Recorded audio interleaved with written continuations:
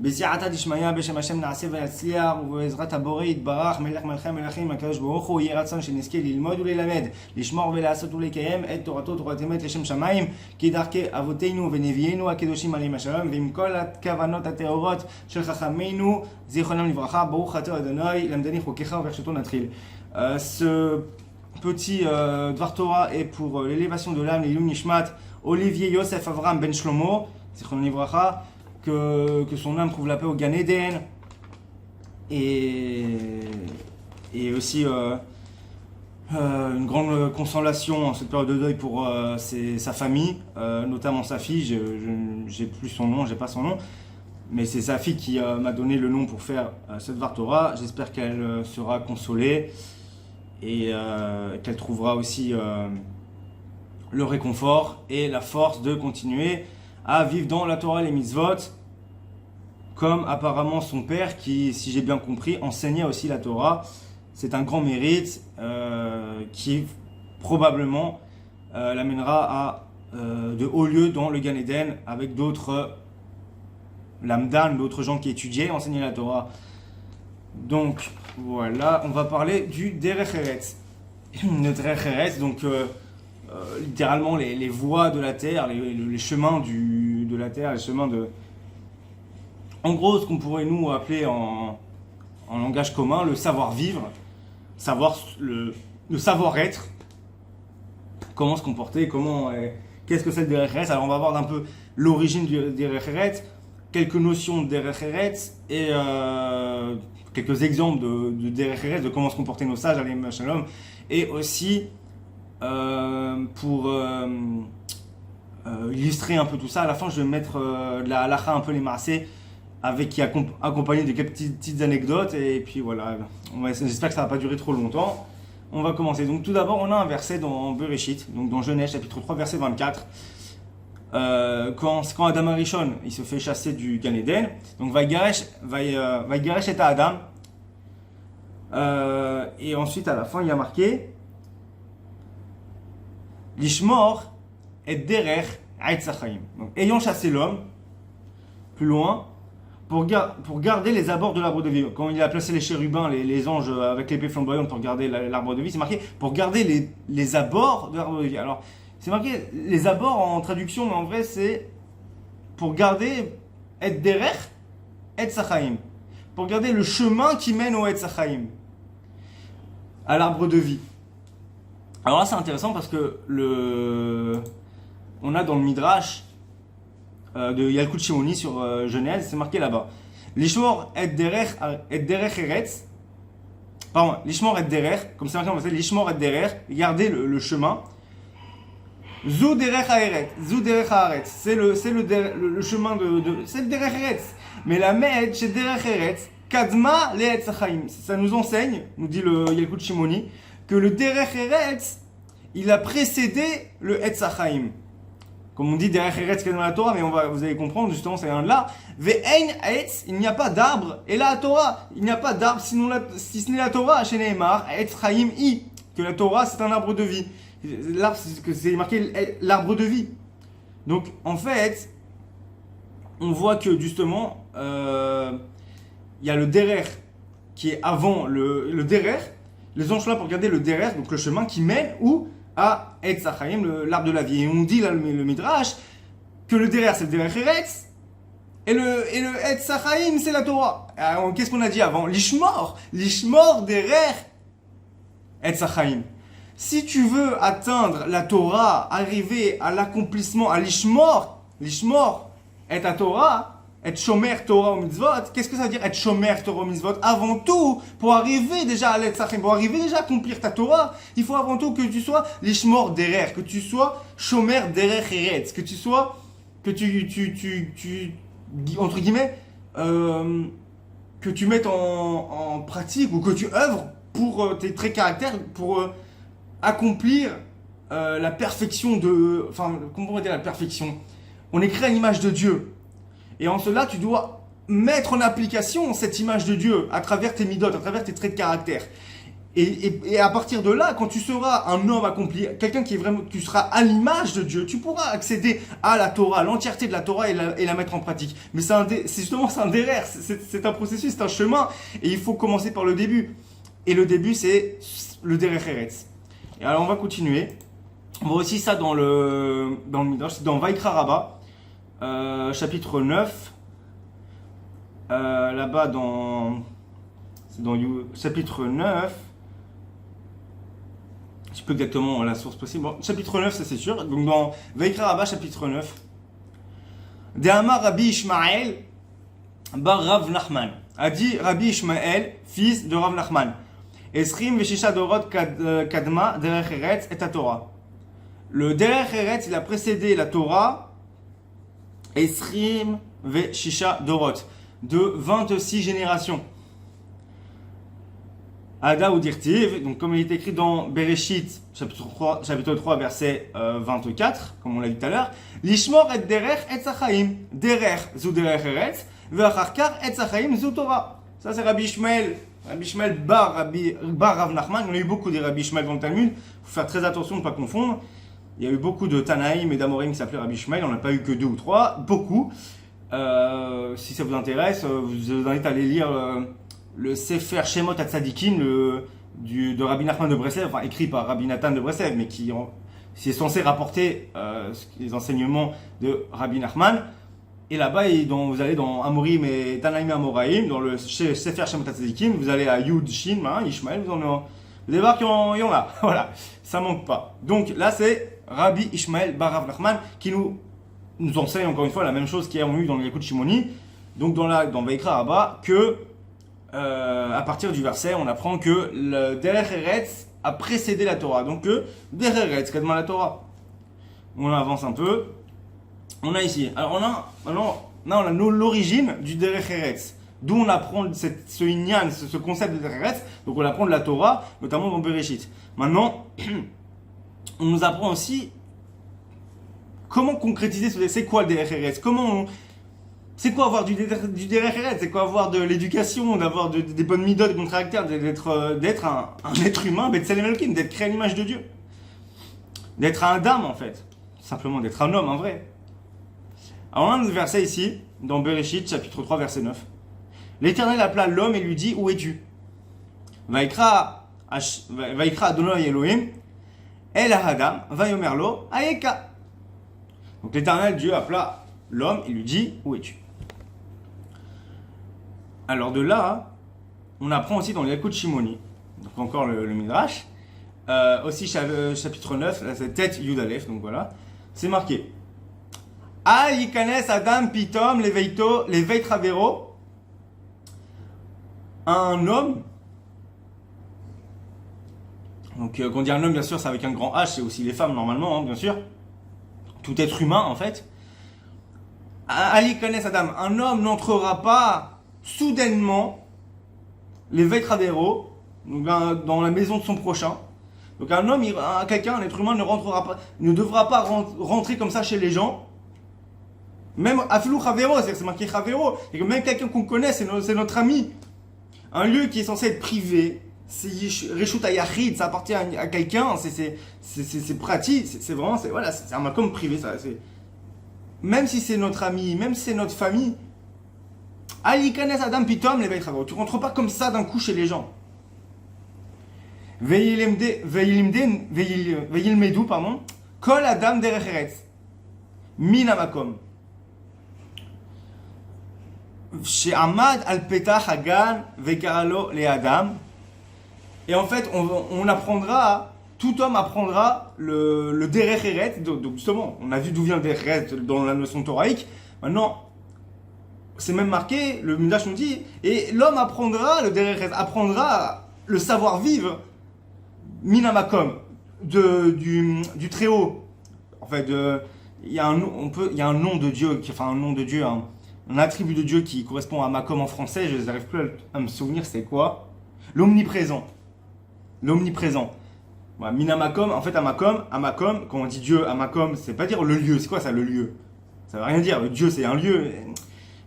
Minamakom, quand on dit makom pour Dieu, c'est en fait l'omniprésent. Voilà, c'est ça que ça veut dire.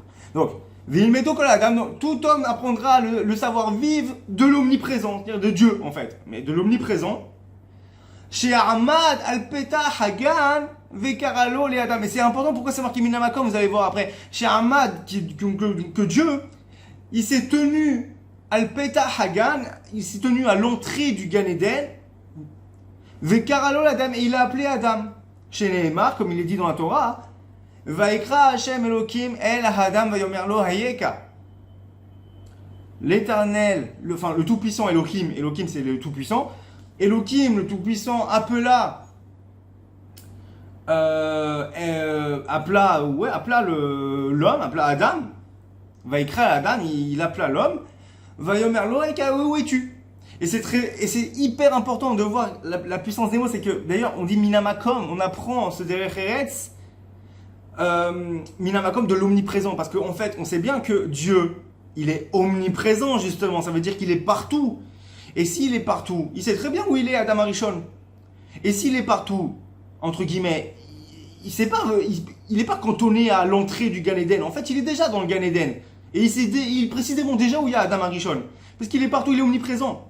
Mais on apprend que même Dieu, même le Tout-Puissant, chez Wamakom, qui est l'omniprésent, qui est partout et qui n'a pas de limite, lui-même nous enseigne par son verset, par sa Torah, que lui-même, entre guillemets, ne s'est pas manifesté comme étant l'omniprésent. Hey, je suis déjà là, je t'ai vu, ça sert à rien de te cacher, t'es mort, t'as fauté, je vais te tuer. Non, c'est je me tiens à l'entrée du Gan Eden, entre guillemets, parce que bien sûr, c'est l'omniprésent, mais dans le sens qu'il l'a appelé de loin, comme s'il se tenait à l'entrée de là où vit Adam.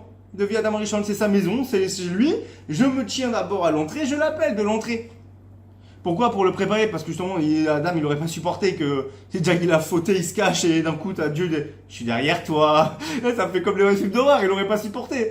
Ça fait peur, quoi. Imaginez, voilà. Et en fait, donc Dieu, c'est là qu'on apprend, en fait, que même Dieu qui se dit, mais attends, moi, je suis l'omniprésent. Moi, j'ai pas à toquer chez les gens. Moi, je suis chez les gens. Et chez les gens, j'ai chez moi. C'est moi qui ai créé le chez les gens. Donc Dieu, il peut se dire, mais il y a quoi? Il y a pas. Non, Dieu, il nous apprend, parce qu'on apprend c'est ça qui est magnifique, c'est que comme on a dit, l'homme a été créé à l'image de Dieu. Être créé à l'image de Dieu, ça veut dire que l'on doit ressembler à Dieu. Et Dieu, il veut nous enseigner comme on doit lui ressembler. Et que Dieu est parfait. Il nous montre c'est quoi être parfait. Être parfait, c'est pas, même si tu as des yeux partout et que tu peux aller partout, tu rentres pas comme ça chez les gens et tu le fous une traha. Comme même il est punissable, il t'a fait du mal. L'homme est chaléma. Une personne, elle est chez elle. Là, le makom de vie, l'endroit où vit une personne, quand bien même tu as des yeux là-bas, quand même des propriétaires en fait des lieux, lui c'est un locataire. Tu rentres pas, même tes propriétaires, tu ne rentres pas chez ton locataire comme ça en mode vas-y salut pompelop. Non, ça n'existe pas parce que tu es un juif, même un homme, un être humain, ça concerne tout le monde. Adam Arishon, Chavivatam Salem, l'homme est cher aux yeux de Dieu, c'est tout homme, même les non-juifs. Donc tout homme en fait doit apprendre que non, tu es créé à l'image de Dieu, tu dois te comporter comme Dieu et Dieu lui-même, par respect, par même compréhension et par empathie, par tout ce que tu veux, par rapport à Adam Arishon. Tu dis, ok, je vais y aller en douceur. Et quand même je suis en colère, quand même je dois venir lui foutre une tréha, je me tiens à l'entrée du gars, je me tiens à la porte de la personne, je toque, je l'appelle de loin, je ne rentre pas comme ça chez les gens. C'est hyper intéressant parce qu'on apprend ça vraiment, c'est presque un paradoxe, parce qu'on dit à Makom, Minamakom, on apprend. De l'omniprésent. On apprend le fait que non, l'omniprésent, mais non, tu restes à une certaine place, quand bien même tu es omniprésent. C'est très fort, je trouve ça magnifique. On continue. On a une autre sorte de Derech Eretz, si je puis dire, dans le Talmud, traité Brachot, Daf Yud Zayin Amoud Aleph, donc Daf Yud Zayin Amoud Aleph, page 17a, si j'ai bien, Zayin 17a, et c'est marqué là-bas, Umarbe Shalom im Echav ve'im Kirovav ve'im Kol Adam va'afilu im Goy Bashuk. Il faut être Marbe Shalom, c'est-à-dire il faut multiplier le Shalom. Quand on dit le shalom, ça peut être le shalom, la paix, mais c'est surtout l'amiral shalom, le fait de d'adresser une parole de paix ou le salut, en fait, comme d'ailleurs font les musulmans, ce qu'ils appellent le salut islamique, c'est El Salam, wa alaikum, que la paix soit sur vous, le salam, passer le salam, comme ils disent. Bah nous c'est pareil, on passe le shalom, ça vient de nous aussi on a cette amirat shalom, le fait de passer le shalom, d'avoir une parole de paix, de shalom quand on croise quelqu'un. Marbé shalom, il faut multiplier ces paroles de paix de shalom, de salutation, de paix, avec ses frères, avec Imecha, avec Kirova, avec ses proches, ve'imkol adam, et avec tout homme, va filou im goy bashuk, et même, goy a des fois c'est marqué akoum, donc même un idolâtre, parce qu'en vrai, là-bas, c'est marqué Akoum. Va filou im Akoum bashuk. Même avec un goy, un non-juif, un idolâtre, même si c'est un Akoum, dans le marché. C'est-à-dire que vous le connaissez même pas. C'est une espèce d'idolâtre là, qui passe dans le marché. Apparemment, le Talmud nous dit vous devez multiplier les salutations de paix, même avec des hérétiques, des mécréants et des je ne sais quoi, des impies. Non-juifs ou juifs, peu importe. Pour qu'il soit aimé en haut et Nechmad, dans le jargon aujourd'hui, Nechmad c'est gentil, mais qu'il soit chnin quoi, Hamoud, Nechmad, Hamoud, qu'il soit pas mignon, mais qu'il soit apprécié, qu'il soit agréable, les matas, qui soit gentil, agréable, apprécié en bas. Donc ça veut dire quoi? En plus c'est la suite, mais on va déjà devoir ça. C'est que déjà donc le fait de multiplier le shalom, de dire shalom aux gens, de saluer les gens dans la paix avec des paroles de paix, ça conduit au fait qu'on sera aimé en haut de Dieu et de l'armée des anges sûrement, mais de Dieu, ce qui est le plus important, j'ai envie de dire. Vénechmad les matas, et aussi que tu sois quelqu'un de bien, quelqu'un de gentil, quelqu'un qui de gentil, de bien, comme on a dit, d'apprécié ou d'appréciable surtout les matas en bas. Il y a quoi ici bas? C'est tout le monde, c'est pas que les juifs. Si vous vivez en France, c'est que des juifs, non? Voilà, donc et pourtant vous êtes bien les matas, vous êtes bien en bas, vous êtes bien sur terre. Donc c'est même avec les non-juifs. La preuve en est, c'est marqué à la suite. Veillez mes koubal à la bériote. Et il sera entre guillemets mes koubal, il sera entre guillemets mes koubal reçus justement, mais respectable, justement appréciable, respectable. Comment on pourrait dire même respectable, honorable. En tout cas, il sera, mais c'est quelqu'un de quelque chose de mes koubal, c'est quelque chose d'acceptable, quelque chose qui est acceptable, quelque chose qui est appréciable, qui est quoi, qui est dans le bon ordre des choses, c'est quelque chose de bien, c'est quelque chose de, voilà, c'est quelque chose d'acceptable, mes koubal. Veillez mes koubal à Bériote. Et il sera quelque part justement quelqu'un d'acceptable, quelqu'un de bien, quelqu'un de normal en fait, quelqu'un de bon, quelqu'un qui se comporte bien.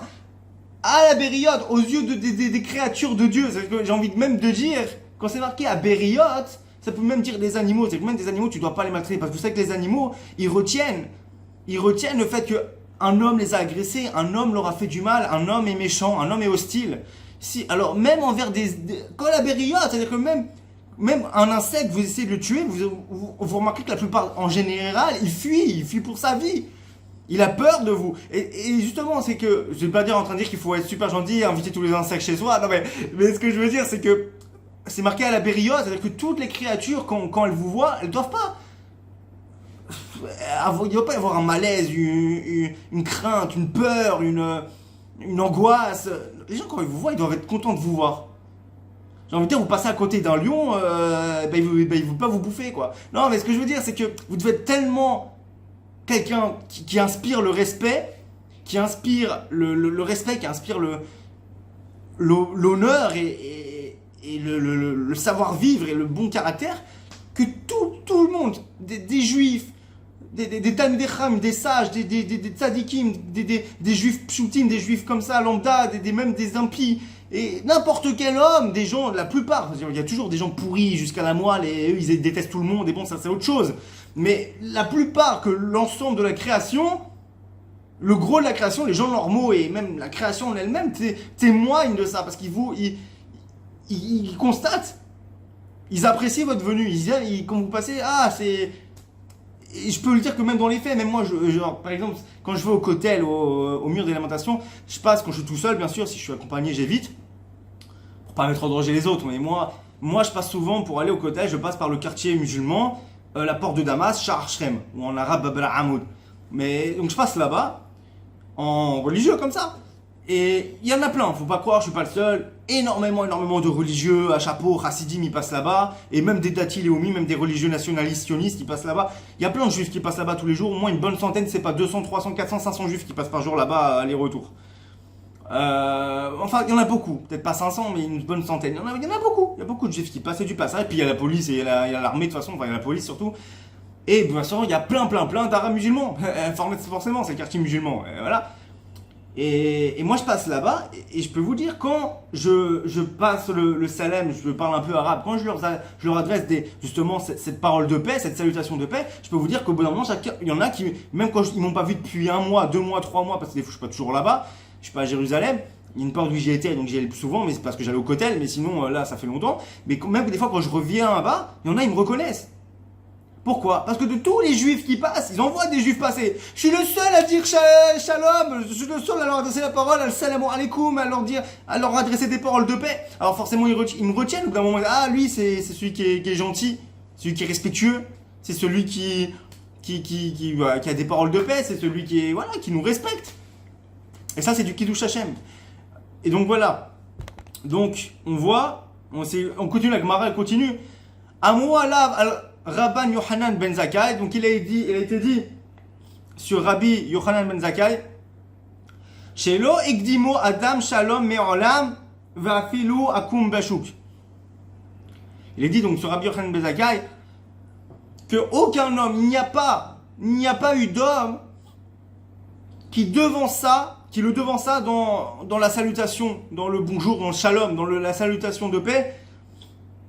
Mais Olam, il n'y a jamais dans le monde, il n'y a jamais eu, c'est jamais arrivé, mais Olam, Zelokara.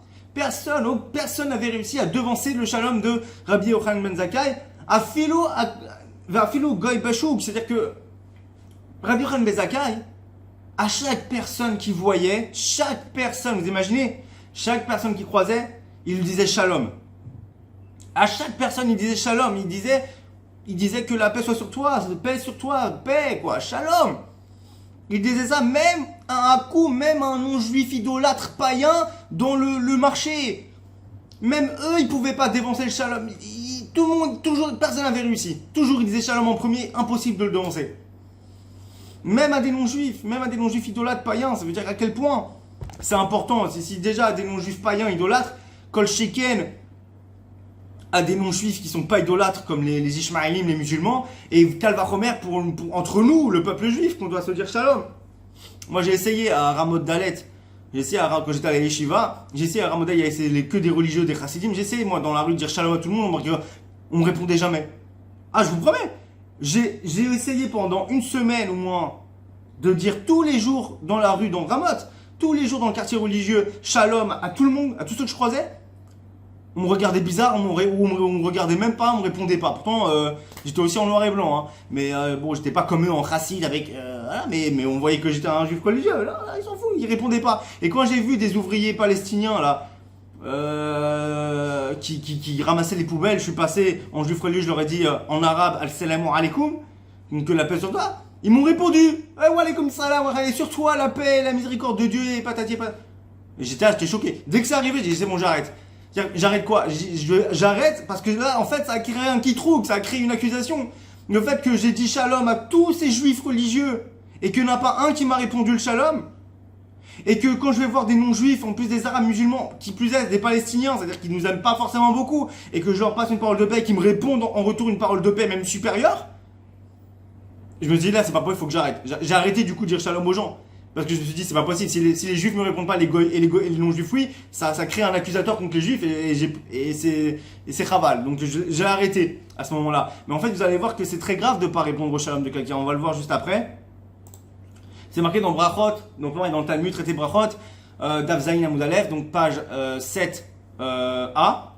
Ve'amar Rabbi Chelbo, Amar Ravuna. Donc a dit Rabbi Chelbo, a dit Ravuna, Kol sheyodea Kol sheoda bachavero o shehu ragil iten lo shalom. Tout celui qui sait que son prochain, que son ami, que son prochain, juif ou non juif au passage, on l'a vu avant, shehu ragil iten lo shalom, qui a l'habitude de lui adresser le shalom, lui adresser une salutation de paix, de shalom, Yagdim lo shalom, il devra le devancer dans le shalom. Si tu sais, maintenant tu vas croiser, tu sais que tu vas passer là, tu vas croiser ton pote ou ton voisin ou ton collègue ou n'importe quelle personne que tu croises souvent, que tu sais que c'est quelqu'un qui dit shalom à tous ceux qui voient. Pas forcément parce qu'il dit shalom tout le temps aux gens, mais même parce que au niveau commercial, par exemple, il a un stand et en fait, tous les gens qui passent, c'est des potentiels clients, alors il leur dit shalom. Alors toi, tu sais que tu vas passer là-bas à côté, tu sais qu'il va te dire shalom. Yagdim lo shalom, tu devras toi lui dire shalom avant qu'il te dise shalom. Chez Nehemar, comme il est dit, Bakesh shalom erodfeu, comme il a dit David Ameler là-bas shalom, Bakesh shalom erodfeu. Demande la paix et cherche la paix et poursuis-la. Ve'im natan lo velo erzir. Et c'est là que c'est important que vous allez voir pourquoi j'ai aussi arrêté de dire shalom aux autres dans la rue ou à d'autres juifs. C'est parce que ve'im natan lo velo erzir, si quelqu'un il a dit le shalom, il a dit une salutation de paix, velo erzir, et la personne ne lui a pas rendu le shalom, il ne lui a pas rendu la parole de paix, Nikra Gazlan, il est appelé voleur. Et là, je veux dire que c'est quand même autre chose, parce que le gezel, le vol, c'est dans les 10 commandements, c'est un des péchés c'est le péché qui a scellé le décret du déluge. Franchement, on rigole pas avec ce péché-là, on ne rigole pas. Alors, j'ai pas envie que un bon juif, qui ça se trouve être un bon juif, que je lui adresse le shalom, et comme aujourd'hui personne n'a l'habitude de dire shalom à des gens dans la rue, comme ça, quand on se connaît pas, ça fait bizarre, ça fait vraiment bizarre. Alors les gens ne répondent même plus des fois, ils sont choqués, ils trouvent ça bizarre, ils répondent pas. Bah, s'il répond pas, il a appelé Gazlan, c'est voleur, il a volé mon shalom. Enfin, d'un côté, il a appelé dans le ciel, il est considéré comme un voleur. Alors je me dis, vaut mieux qu'il soit pas considéré comme un voleur, je lui dis pas shalom, et puis Nigmar, c'est pour. Mais d'un côté, ça transgresse le Talmud, ce qu'on nous enseigne. On dit, mais derech eretz, quand dans la Torah, tu dois avoir le derech eretz avant tout, le derech eretz, et on te dit, c'est quoi derech eretz? Tu dois dire shalom à tout le monde, même à un goy dans la rue. C'est compliqué, hein. C'est compliqué. Enfin, faut savoir comment. C'est compliqué, comme j'ai dit, parce que si vous faites quand même, vous dites ouais, mais non, je dois dire shalom, et derech eretz, et je dois dire, mais que aucun juif vous répond et le goy à côté il vous répond, comme j'ai dit, ça crée un kitrouk, ça crée un accusateur contre Israël, contre les juifs, et c'est pas bien. Donc, faut voir. Conseil, demandez à votre rave et faites ce qu'il vous dit votre rave. C'est plus simple. Ensuite, on continue. On va passer là à Pirkei Avot, vite fait. Alors, on va voir ici. Pirkei Avot. J'aime les colonnes. On dit le Tiferet Israël. Alors, ça, on va finir avec ça plus tard. Ça, c'est pour la fin. Et là, on a ici. On a ici aussi l'importance du Derech Eretz. On le dit dans Pirkei Avot. Maxime Despères, on est pas comme Mishnah Avot. Perek Gimel, Mishnah Yudzaïm. Donc, Pirkei Avot, Maxime Despères, chapitre 3, Mishnah 17. Rabbi Elazar ben Azaria Omer. Rabbi Elazar ben Azaria a dit Im ein Torah, ein derech eretz. Donc, s'il n'y a pas de Torah, il n'y a pas de derech eretz. Im ein derech eretz, ein Torah. Et s'il n'y a pas de derech eretz, il n'y a pas de Torah. Alors là, c'est bizarre, on me dit attends. On a vu au début que derech eretz kadma la Torah. On a vu juste avant que le derech eretz, le savoir-vivre, le savoir-être, le bon comportement, le bon caractère, ça a devancé la Torah. Alors comment là, il met une Torah et une derech eretz? Comment ça, s'il n'y a pas de Torah, il n'y a pas de derech eretz? Derech c'était avant la Torah. Ah, mais parce qu'on comprend tout simplement que comme on a vu, d'où on apprend qu'il y a du derech eretz. D'où on apprend d'ailleurs que le derech eretz doit être devancé la Torah. C'est dans la Torah, c'est-à-dire que c'est la Torah qui est la parole de Dieu.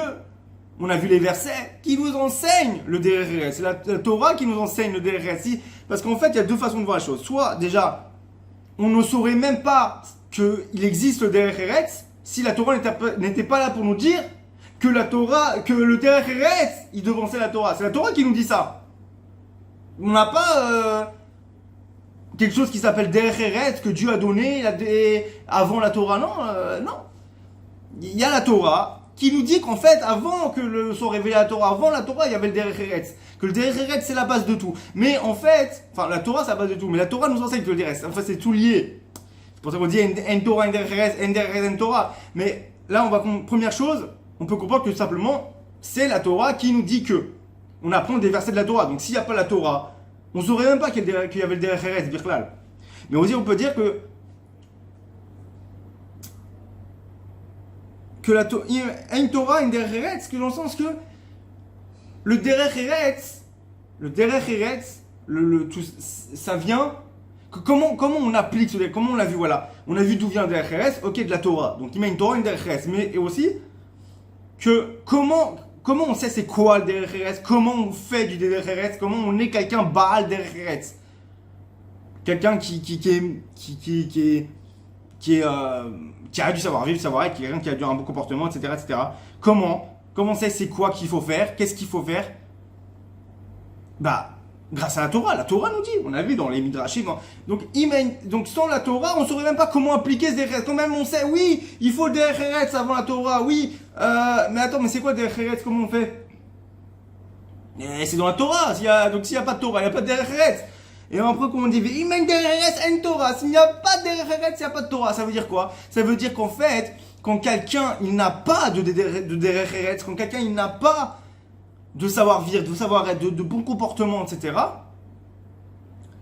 et ben, ça veut dire qu'il n'y a pas de Torah. Il n'y a pas de Torah en lui. Attends, mais c'est comment ça, il n'y a pas de Torah en lui? Il a des grandes péotes, il a une grande barbe, il a un chapeau, il a une chemise blanche, et c'est un pingouin le mec, comme ça il n'y a pas de Torah. Mais la Bible ne fait pas le moine. La Bible ne fait pas le moine. Comment on sait si quelqu'un il a de la Torah en lui?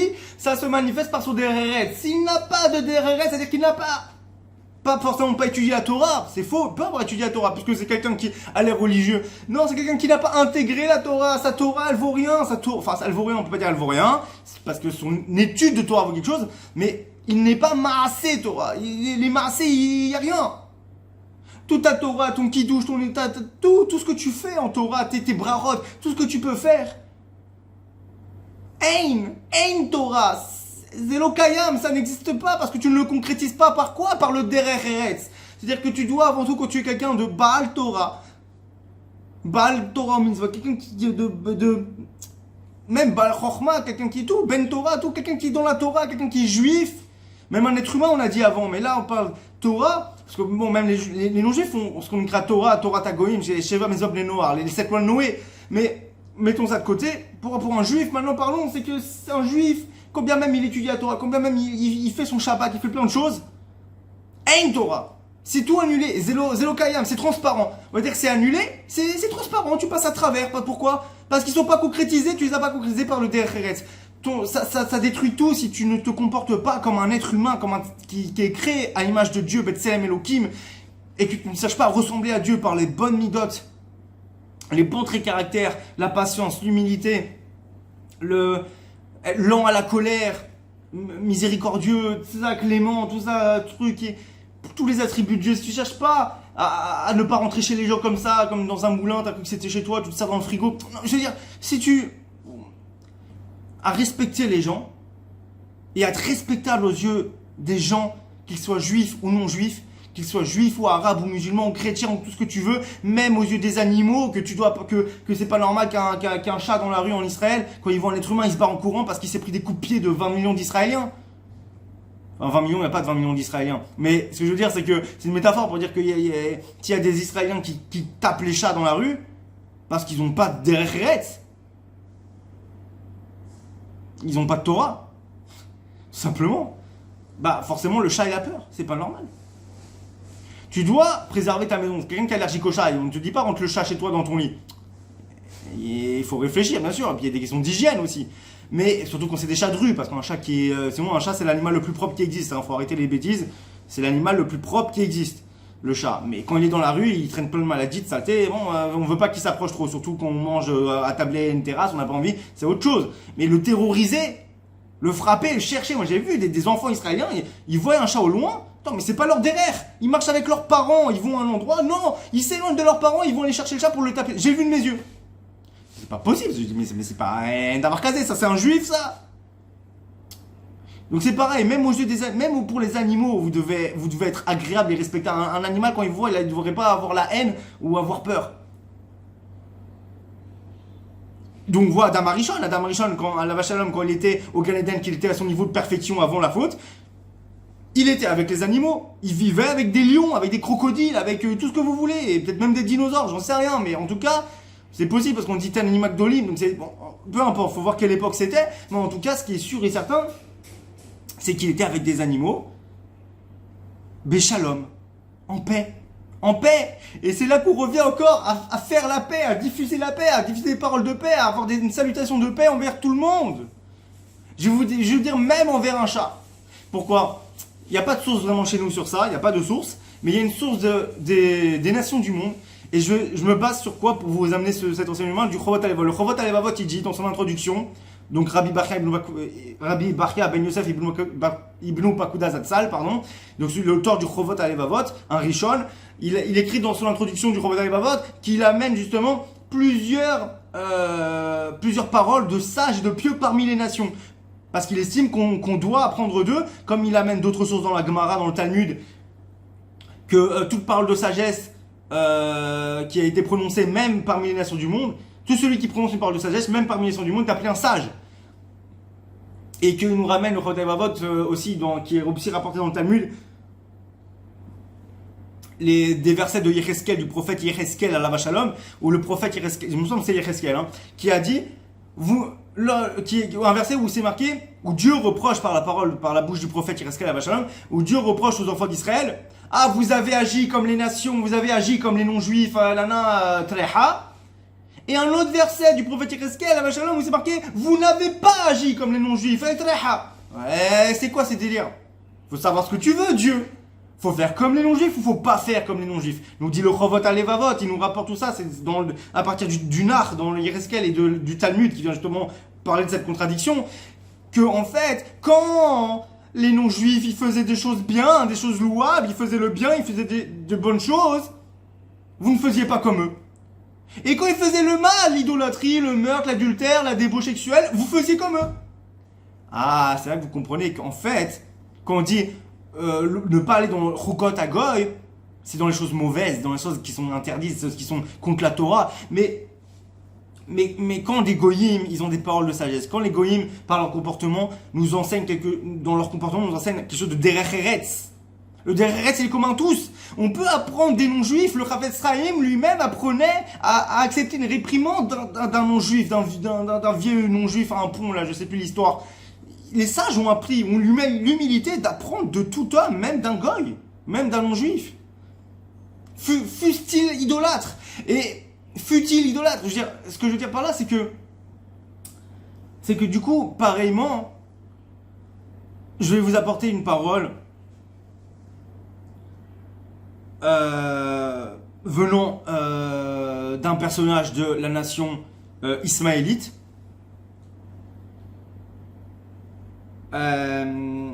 qui un jour en fait d'ailleurs je crois que c'est même pas je tiens ce récit d'un imam, d'un ismaélite qui sert Dieu. C'est pas un voie d'Avodah Zarah, c'est quelqu'un qui sert Dieu, donc d'un imam très pieux, que je le connais pas personnellement, mais d'après ce que je sais du personnage, c'est quelqu'un de très pieux, quelqu'un de bien, d'ailleurs quelqu'un qui a premièrement réagi sur internet contre les attentats qui avaient été faits notamment à l'école juive à Toulouse. Il avait fermement réagi, etc.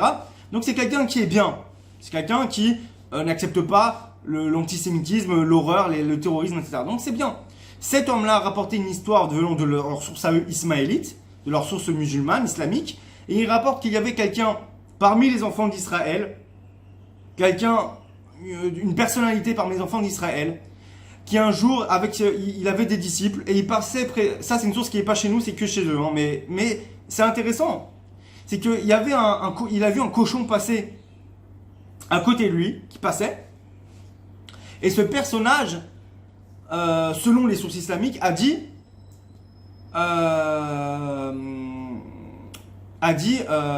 passe en paix. Passe en paix. Et les disciples de cette personne lui ont dit, mais attends, comme ça, tu t'adresses comme ça à un cochon? Pourquoi tu t'adresses comme ça à un cochon? C'est un cochon.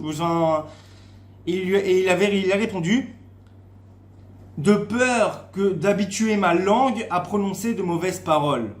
Et on voit ça d'ailleurs dans le Lachon Hara. Et là, ça vient de chez nous par contre. Là, ça vient de chez nous. En parallèle, on voit que même chez nous, vous voyez, il y a la même chose.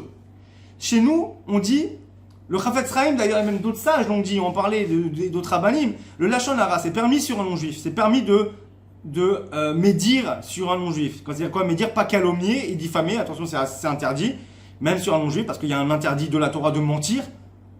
D'ivrer shiker tirchad, de s'éloigner des paroles de mensonge. Donc il faut interdit de mentir, de calomnier, diffamer un non-juif. Mais médire, c'est rapporter la vérité sur des non-juifs qui ont fait ci, qui ont fait ça, colporter, c'est permis. Pour les non-juifs. C'est permis sur des non-juifs. Mais sur un juif, c'est interdit. Alors voilà, on peut, le Lachon Hara, c'est assour sur les juifs, mais sur les non-juifs, on peut y aller. Ah, mais tu verras que le Chafetz Chaim lui-même et d'autres sages ont dit non. C'est permis, mikaradine, c'est permis. À la base, oui, dans l'essence même de la loi, oui, c'est permis. Mais, par derech eretz, on ne le fera pas. Pourquoi? Parce que de peur que tu t'habitues à prononcer du Lachon Hara, puisque c'est permis sur les non-juifs, tu t'habitues à prononcer du Lachon Hara, et en t'habituant à prononcer du Lachon Hara, tu viendras faire du Lachon Hara sur les juifs. Et c'est exactement pareil avec cette histoire là-bas. Les personnes en disant, si je commence à mal parler aux animaux, allez, dégage-toi, sale porc. Il commence à parler comme ça aux animaux, ça finira par arriver avec des êtres humains. Et c'est pareil. Donc vous voyez, l'enseignement, il est là. C'est qu'on doit absolument faire attention à notre derech eretz envers toute créature quelle qu'elle soit. Parce que si on commence à mal se comporter envers des créatures insignifiantes, on se dit ah ça de toute façon c'est un scarabée, ça c'est une araignée, ça de toute façon c'est un chien, c'est un chat errant, ça c'est un... Si on commence comme ça, on va finir par être pareil avec des non-juifs, et après pareil avec des juifs, et c'est pas possible. Et après pareil avec son père et sa mère. Je veux dire, vous vous rendez compte que plus ça va, plus ça empire. Il faut faire très attention avec toutes les créatures et c'est marqué. Donc là, on apprend ça, donc de Pirkei Avot, et on va finir aussi avec une chose très importante, deux choses, et après on a fini. Je voulais pas que ce soit long, ce sera long, désolé. Enfin, 50 minutes à peu près, je pense, on verra. Donc en fait, on a encore autre chose. Je sais pas avec quoi on va finir. Est-ce qu'on finit avec ça ou on va finir avec ça? Bonne question.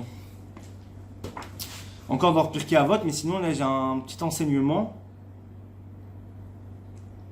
On va faire avec ça, mais on va revenir après Pirkei Avot.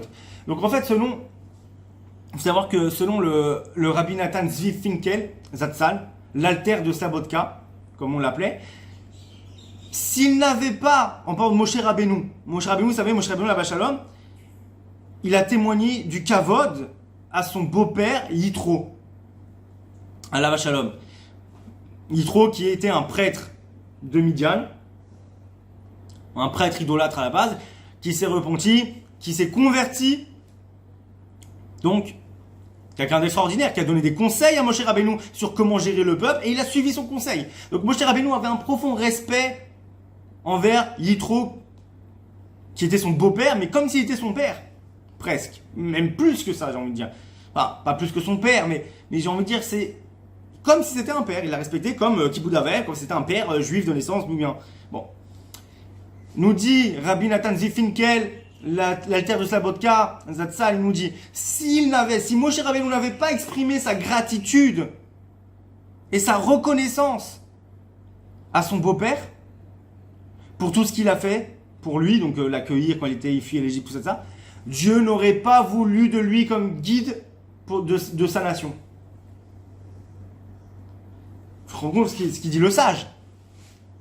Si Moshe Rabbeinu n'avait pas eu de reconnaissance, de respect, de derech eretz, dire merci, c'est quoi la reconnaissance? Dire merci, c'est quoi dire merci? merci s'il vous plaît, merci de rien. C'est quoi ça? C'est du derech eretz, c'est du savoir-vivre.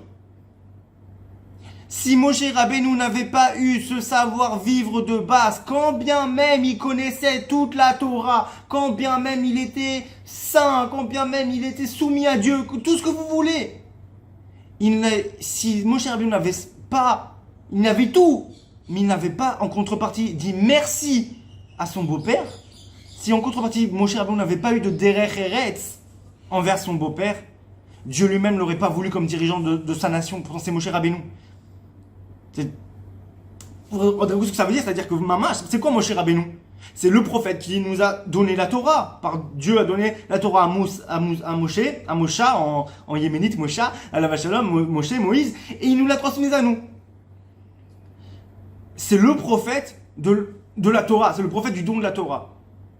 Et c'est là qu'on voit, Imen derech eretz, en Torah. S'il n'y a pas de derech eretz, il n'y a pas de Torah. La Torah, limite, n'aurait pas été révélée par Moshe Rabbeinu si Moshe Rabbeinu lui-même n'avait pas de derech eretz, de savoir-vivre, de dire merci à son beau-père qui, à la base, est un non-juif, prêtre, idolâtre. À la base.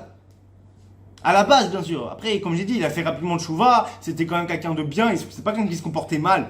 Il a jamais été quelqu'un qui se comportait mal, Yitro, de ce que je sais. Mais il était quand même prêtre idolâtre. C'était la référence de l'idolâtrie. Mais pourtant, il se comportait quand même bien. Et c'est ce que je pense, c'est ce qui a amené à lui faire abandonner l'idolâtrie pour le Dieu d'Israël. Et c'est là qu'il s'est converti, etc. Donc c'est quelqu'un de totalement méritant et qui a une certaine place au monde futur, c'est certain. Mais à la base, c'est un idolâtre. Et quand il a été accueilli, au tout début, c'était encore un prêtre idolâtre. Et il l'a accueilli. Ça veut dire que quand bien même vous avez été accueilli, on vous a offert l'hospitalité chez des non-juifs, chez des arabes, chez des musulmans, vous devez obligatoirement avoir de la hakarat, de la reconnaissance, du respect, du derech, du savoir-vivre avec eux. C'est des arabes, de toute façon on s'en fout, non.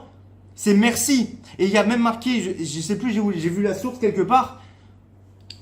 J'ai vu la source quelque part que tout celui qui est invité chez quelqu'un, qui a reçu l'hospitalité de quelqu'un, lui doit la vie. Pourquoi on apprend de Moshe Rabbeinu? Qu'il était dans le désert, etc., il fuyait l'Égypte, il a trouvé, Yitro l'a accueilli, entre guillemets, ça l'a aussi sauvé la vie. Au niveau matériel, au niveau du gouffre, il lui a donné de l'eau, de la nourriture, il lui a même donné une femme. Je veux dire, franchement, pour avoir une descendance, etc., franchement, c'est sympa, j'ai envie de dire. Donc, en fait, ce qui veut pas dire qu'on doit se marier avec les non-juifs, hein, parce qu'à ce moment-là, je pense que déjà là, il avait quitté peut-être l'idolâtrie, ou alors, en fait, je pense que Moshe a dû convertir sa fille, a dû convertir Tzipora, peut-être que Yitro n'était pas encore converti, mais sa fille l'a converti. Bon, et il était d'accord, parce que c'était quelqu'un de bien, Yitro. Quand même c'était un idolâtre, au début, c'était quand même quelqu'un de bien. Bon, peu importe. En tout cas, c'est sûr que Tzipora, elle était, entre guillemets, convertie, même si, je vous rappelle qu'il n'y avait pas encore le don de la Torah, donc c'est déjà très, très différent. Avant le don de la Torah, déjà, il y a plein de choses qui changent. Mais, tout ça pour vous dire que du coup, c'est évident qu'il n'y aurait pas eu de don de la Torah par Moshe Rabbeinu si Moshe Rabbeinu n'avait pas eu cette hakarat hatov. Et il faut qu'on ait ce savoir-vivre même envers des non-juifs, arabes, musulmans, chrétiens, peu importe qui nous fait du bien, qui se comporte bien envers nous, qui nous a offert l'hospitalité, ou qui nous a prêté quelque chose, qui nous a fait un bien, on doit avoir de la reconnaissance. À tel point que, comme on a dit, Moshe Rabbeinu, s'il n'avait pas eu de la reconnaissance, ce serait pas lui le dirigeant. Dieu n'aurait pas voulu de lui. Il n'y aurait pas eu de Torah par Moshe Rabbeinu. Donc très important. Et du coup, nous allons passer vite fait à la halacha. Les maasé en Ben Adam Chavero, donc les lois entre nous et son prochain, l'homme et son prochain. Dans le Mishpatei HaShalom du Rav Yitzhak Silver, c'est un posek halacha, c'est on appelle ça un posek halacha, hein. Décisionnaire, voilà. Un décisionnaire ashkénaze, notamment dans Ben Adam Chavero, donc dans les lois du prochain. Et on va donc dans Mishpatei HaShalom sur les lois du salut, donc de saluer son prochain. Alors voilà, donc déjà bien sûr il y a il y a un intérêt particulier à saluer un juif. Bien sûr, au sein du même peuple, c'est normal et ça c'est totalement accepté même chez les non-juifs puisque les musulmans disent pareil, que la salutation islamique de paix et de miséricorde et de bénédiction, etc., elle est d'autant plus obligatoire et d'autant plus complète au sein des musulmans qu'avec des non-musulmans. Chez nous, c'est pareil. Il y a, comme on l'a dit, on l'a vu avant, il faut devancer le shalom même à des non-juifs. Mais attention, le shalom envers un juif, il faut parfois en faire plus. Par exemple, il nous dit ici, Rav Yitzhak Silver, lorsqu'on rencontre un juif, dans toute occasion, on est tenu de le saluer en lui adressant le mot shalom.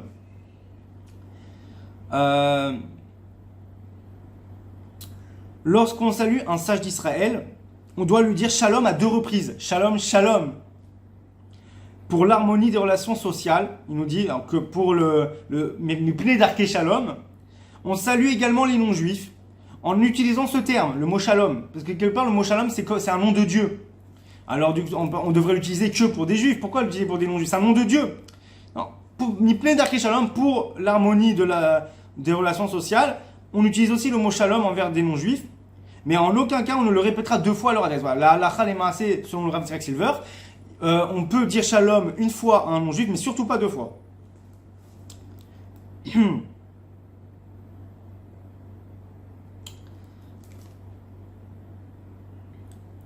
Saluer le premier. Non seulement nous avons le devoir de saluer notre prochain, nous dit Rav Yitzhak Silver, mais en outre, il faut s'efforcer de le saluer en premier. Ainsi, à toute personne qui a l'habitude de nous saluer, on doit devancer son salut. Comme le suggère le verset « Cherche la paix pour celui-là ». On l'a vu ça juste avant. Ah, pareil, là on va reciter dans la halakha ce qu'on l'a vu encore précédemment. Il est encore plus méritoire d'agir ainsi envers toute personne, même celle que l'on ne connaît pas. Cette attitude est considérée comme une preuve de grande piété. On raconte au sujet de Rabbi Yochanan ben Zakkai, qu'il saluait toutes les personnes qu'il croisait, même les non-juifs, et jamais personne ne parvint à devancer son salut. Pareil, c'est rapporté ici dans la halakha. Quiconque ne répond pas au salut de son prochain est considéré comme un voleur. Mais inversement, quiconque bénit son prochain mérite lui-même la bénédiction du ciel. Alors là, on va avoir une petite histoire sympa.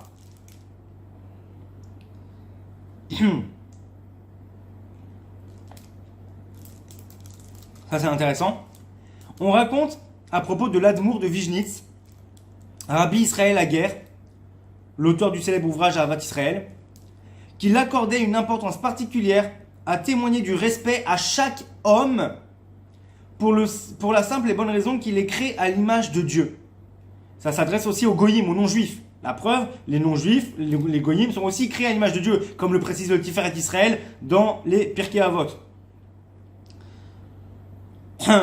Ainsi, lorsqu'il lui arrivait de rencontrer un fonctionnaire non-juif, il s'inclinait et parfois il retirait même son chapeau devant lui. De toute façon, s'incliner, c'est pas se prosterner. S'incliner, c'est s'incliner. Et retirait parfois son chapeau devant lui. Il faisait ça à l'Admour de Vijnitz envers tout homme, même des non-juifs, parce qu'il est créé à l'image de Dieu. Il avait un respect parce qu'ils sont créés à l'image de Dieu. Vous voyez à quel point? Vous voyez à quel point? C'est des sages, hein, c'est pas des illuminés. On continue, il y a une autre histoire peut-être.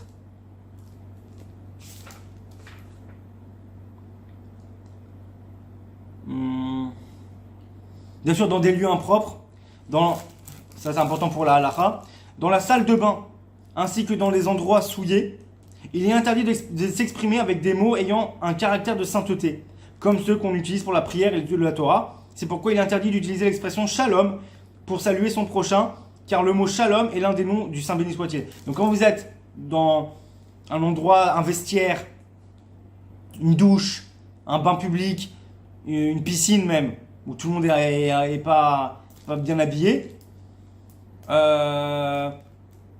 mais surtout les toilettes publiques, etc., interdiction de prononcer le mot shalom. Donc dites bonjour, boker tov, voilà, dites d'autres salutations, mais pas le mot shalom. Voilà, et on va terminer avec les Pirkei Avot. Donc Pirkei Avot, Mishnah Avot, Masechet Avot, c'est comme vous voulez. Maxime des Pères, Perek Dalet, Mishnah Tet Vav, Beseifa à la fin. Chapitre 4, Mishnah 15 à la fin. Rabbi Matia ben Harash Omer. Rabbi Matia, fils de Harash Omer, dit Eve Makdim Bishlom Kol Adam. Soit Makdim, soit devance le shalom, la salutation de paix de tout homme, Kol Adam. Donc soit celui qui devance la salutation de paix, les paroles de paix, le shalom de tout homme. Nous dit le Tiferet Israël. Le Tiferet Israël, un grand sage du monde Ashkenaz, nous dit le Tiferet Israël. Rabbi Matia ben Harash Omer, Eve Magdim Bishlam Kol Adam, nous dit le Tiferet Israël, Afilou le'akum, même envers un non-juif païen idolâtre. Vele eino nirbat kamocha. Et celui qui n'est pas respectable comme toi. Même celui que tu as l'impression que c'est un mendiant, c'est un paysan, c'est quelqu'un de mauvaise, qui n'a pas de derech. Voilà. C'est quelqu'un, il a pas, tu passes dans la rue, c'est un mec qui commence à insulter les gens, il parle mal, il dit benzozo et toutes sortes d'insultes. Franchement, éloigne-toi de cette personne. Oui, éloigne-toi de cette personne en règle générale. Maintenant, tu passes à côté d'elle. Eve Magdim Bishlom Kol Adam, Afilu Akum Vele Eino Nirbat Kamocha. Et celui qui n'est pas respectable, même un non-juif païen idolâtre, et même celui qui n'est pas respectable comme toi, tu dois lui devancer son shalom. Tu passes à côté de lui, tu dois lui dire shalom. C'est ce qu'on dit le Tiferet d'Israël, c'est pas moi. Hein. Al kol panim beze tesaver she'akol yaoufra. Yavucha. Al kol panim. Alors en fait c'est quoi? Dans tous les cas tu dois tout faire pour que tout le monde t'aime. Tu devras tout faire pour que tout le monde t'aime. On a bien dit tout le monde, même le non-juif païen idolâtre. Donc un non-juif païen idolâtre, si même le non-juif païen idolâtre, alors, le non-juif monothéiste comme les Ismaélites, les musulmans, Kol Sheken. Et les chrétiens aussi, du coup, les chrétiens Kol Sheken par rapport aux idolâtres, païens, etc. Le musulman encore plus, Kol Sheken. Et puis les juifs, Kalvachomer, entre peuples, entre juifs. Ve'areze ha'atzlacha yoter gedola. Il nous dit le Tiferet d'Israël, et c'est la réussite la plus grande que tu peux accomplir dans ce monde. Je sais pas si vous vous rendez compte, c'est quand même incroyable. Devancer le shalom, des paroles de paix, avoir du derech eretz, du savoir-vivre, du bon comportement, etc. Inspirer l'amour de tout le monde, même des non-juifs. Faire en sorte de tout faire par le derech eretz, par des paroles de paix, de la salutation de paix envers juifs, non-juifs, pouilleux, n'importe quelle personne. Pour que toutes ces personnes nous aiment et nous apprécient parce qu'on est des gens bien.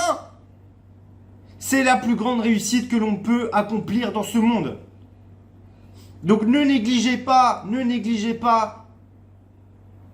l'image que vous avez aux yeux, déjà forcément des sages d'Israël, des Talmidei Chachamim, des gens qui étudient la Torah, des religieux, mais aussi de n'importe quel juif impie, paumé, pas religieux, pouilleux, là, mendiant, et même non-juif, arabe, musulman, chrétien, païen, idolâtre. Ne sous-estimez pas l'image que vous avez à leurs yeux. Car s'ils vous aiment, tous ces gens, y compris ces non-juifs païens, barbares, idolâtres, on parle pas des terroristes, hein, ceux-là ils marchent même qui peuvent crever, mais on parle de non-juifs païens, idolâtres, ou même chrétiens ou musulmans, des non-juifs qui nous aiment pas forcément beaucoup, on n'est pas forcément en super relation. Bah justement, si tu arrives par ton DRRS, ton bon comportement, tes bons traits de caractère, à faire en sorte que tu aies de la reconnaissance envers tout le monde, et que tout le monde t'apprécie et te respecte, et t'apprécie et te respecte, tu seras aimé les malaks, tu seras aimé de Dieu, parce que tu es gentil, et bon, et bien, et respectable, et derrière en bas, Et si les gens t'aiment, comme dit Tiferet Israël, tu as accompli la plus grande atzlacha, la plus grande réussite que tu peux accomplir dans ce monde. Alors voilà, Bezrat Hashem,